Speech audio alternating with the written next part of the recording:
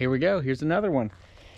Today, I am building a place to skin out and debone my deer. I have a couple of these scattered throughout the farms that I hunt, but I'm doing a new one today at my little 6-acre piece, just so I have somewhere to skin these deer out.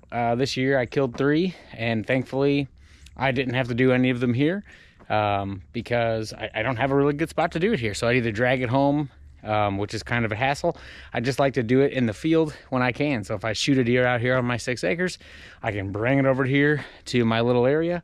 I can let it hang for the night if I want to, pack it with ice. The options are endless. Everybody likes things a little bit different. This is just another idea for some if you're looking for some kind of deer skinning station. Now, I do all my field dressing on the ground. That's not a big deal. I basically kind of have a little designated area where I take my deer, I weigh it, and that's kind of what this is. I like to get a place where I can weigh my deer on the hoof, and then I'll take it to my designated gut zone, and that's where I'll field dress it, and then I'll take it back and I'll get a weight after it's been field dressed. And I like to document all of my deer that way and just kind of see how everything kind of shapes up, and I have a good log over the years. For me personally, if anybody doesn't know, I'm a lineman by trade, so I have a lot of access to poles that get hit by cars and just old poles that we remove. This one that I'm setting today is a newer pole, but it got hit by a car pretty recently after, and then whenever a pole gets hit, they don't get reused because they're broken. So I salvaged the top 13-foot piece of it, and it's a very nice top. Makes for a great deer skinning pole. So I'm going to kind of show you what I got going on here. I have, like I said, a 13-foot pole, and I got my little area here next to my shed. So the reason I chose this area is because south is this way, and these cedars block a lot of sun. So let's say I kill a deer in like early October, you know, there's going to be a lot of green up still.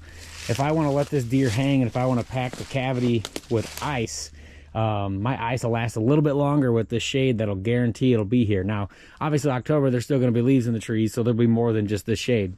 But let's say we get like a warm Missouri November day, which we seem to get more and more of, and maybe some leaves have fallen, and this cedar, we're in the middle of February right now, still nice and thick, and it'll keep some shade on this area. So that's kind of why I chose this exact area. Now, as you can see, I'll take you over here to my hole. It's nothing crazy. So if you didn't know, the formula that we use to set poles is 10% of the length of the pole plus 2 feet.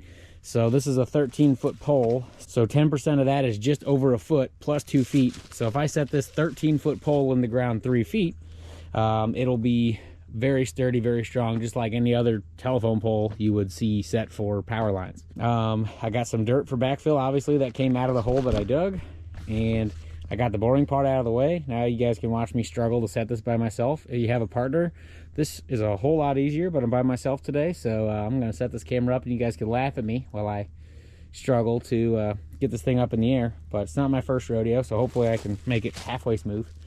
A newer pole is a little heavier, but I'll be okay. Pretty plain Jane easy. You'll see I got this.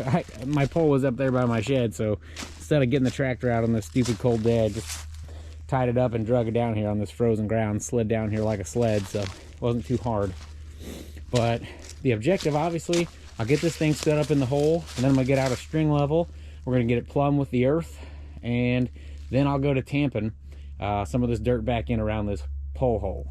All right, so I think I got everything lined up, ready to go. So I'm by myself again. Definitely harder by yourself, but not impossible.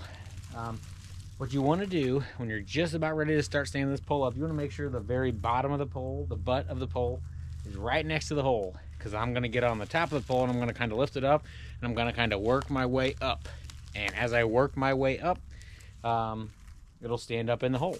So, and then I'll kind of shimmy it around, and then we will cant the pole and get it. There's holes at the top of this pole because, like I said, it was an old pole that got hit by a car. And it's already got pre-drilled holes for my crossarm that I'm going to use to hang my deer from. So I'm going to make sure I get my holes right before I do any tamping. So here I go trying to stand this thing up. Here we go. Use good lifting form. Lift with your legs, not your back.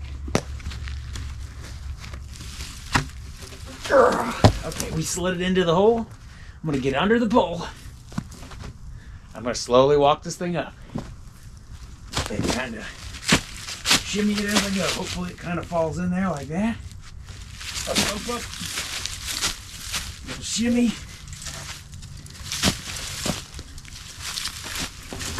And there's the hole. Woo! A little heavy, not bad.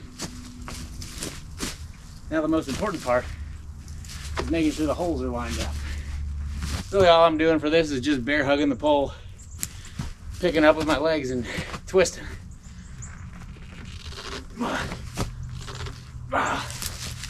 Like so.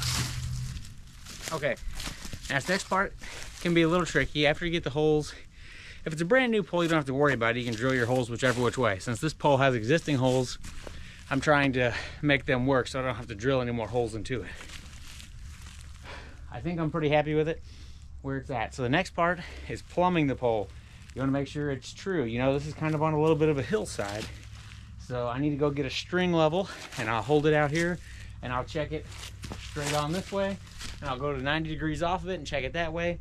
And when I get close, it's a little harder by yourself. If you have a partner, they can kind of help hold your pole straight. And then when you like it, you can put a little dirt in, tamp around it. Just do a little bit and then check again and do the same thing. Do it this way and then go 90 degrees off, go that way. Make sure everything's good and plumb and straight with the world. And then you can slowly tamp in, and then any leftover dirt, you'll just kind of tamp up around the outside. So I go get my string level. I left it up at the car. And once I do that, I'll be ready to go. All right, you probably see me using my makeshift plumb bob. I didn't have any actual little string with me, so I'm just using this meal tape, which I'm making sure that I have it straight and on the flat side. Obviously, it'd be kind of silly and dumb if I had it on the fat side. But a thin string, like a shoestring or smaller, is a great little plumb bob. Some catfish line, whatever, and just tie anything to it. Hold it up like this. Use whichever eye you want to. And I close my other eye and just basically line it up with the pole, and the string is straight up and down, and you want to make the pole match the string and make the adjustments accordingly. Since I'm by myself, I'm going to make my adjustments, throw a little bit of dirt in, get it to where I think it's close, and then do some more checks, and I'll do it a couple more times in between. There are better tamps than what I have today. What I have today is the end of my shovel. We got a 13-foot tall pole, 3-foot hole, so we got 10 sticking out. We're on a bit of a hillside, so it may look a little different, especially with me on the downhill side. And that said, important tip, if you're sitting on a hillside, your hole that you dig down to should measure 3 foot deep on the low side of the hole, not the tall side of the hole. I got some tamped. I'm gonna check it again.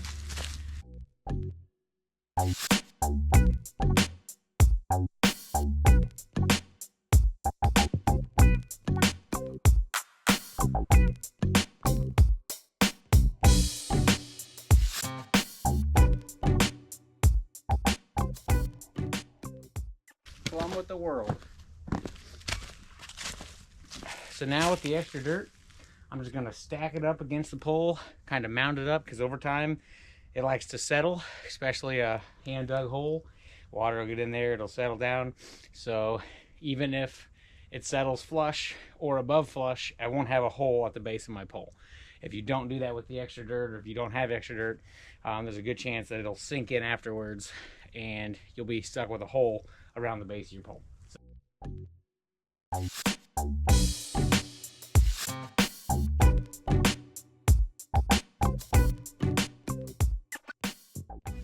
As you can see, the pole is sturdy. She's good and set. We're ready to throw a ladder up there and get this cross arm up on top and do the work that we need. Don't make fun of my junky ladder. Don't make fun of me using it upside down either. Okay, now we're gonna get the cross arm up there. I should definitely have my safety belt to help hold me onto the pole and everything, but I left it all at home. So we're just gonna cross our fingers, hope for the best. That's how things usually turn out good anyway, right?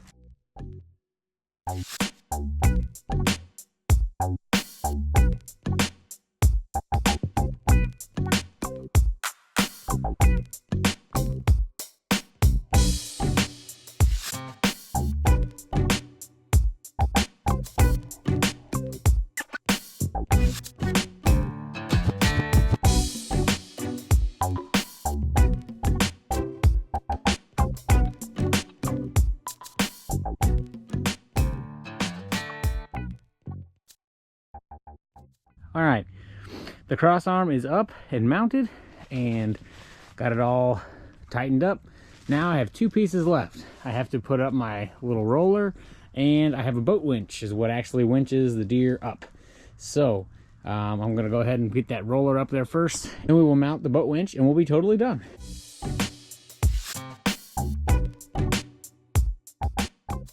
Okay, so the last step, I just have this boat winch I get from Walmart, typical boat trailer winch. I take a couple of lag bolts through all the holes I can get it in. I unwind all of the strap and I think I have 4 of them with me, and I put 2 in the top and then 2 down low, and that holds it on the pole. And I just drive it in with an impact and get it to where this will twist and rotate. And I actually had ran a string through my roller, so I'm able to access that rope, or so I don't have to like try to fish this up in there every time. All I'll do is tie a little loop on the end, keep some tension, pull it through up and down, and it works great. I'll demonstrate that here as soon as I get this mounted. So this is what I mean by once the winch is mounted and you're ready to pull your deer up, I tie a little loop in this string, and then I'm able to run it up through the dolly, so I don't have to get a ladder out every single time. And I just let the slack out, I let this come down, I hook it up to my little leg holding device, and then I winch my deer up. So with mounting this winch, as you can see, I have it a little bit on the left side of the pole, and you want to have your winch facing wherever you're going to be hoisting from if you're going to use the winch style. And basically it's as easy as flipping your switch and then cranking. However, on this pole design, I will say, I usually come in, I don't have it with me today, I'll take a chainsaw and flatten that out a little bit, because otherwise my handle wants to hit the pole, and I just don't have my chainsaw with me, or I'd finish it today. But otherwise, you just crank it up like that.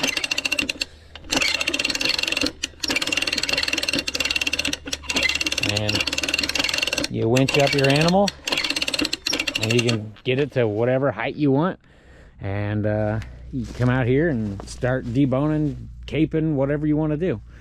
And it's worked really good for us in the past, so I made another one for this farm.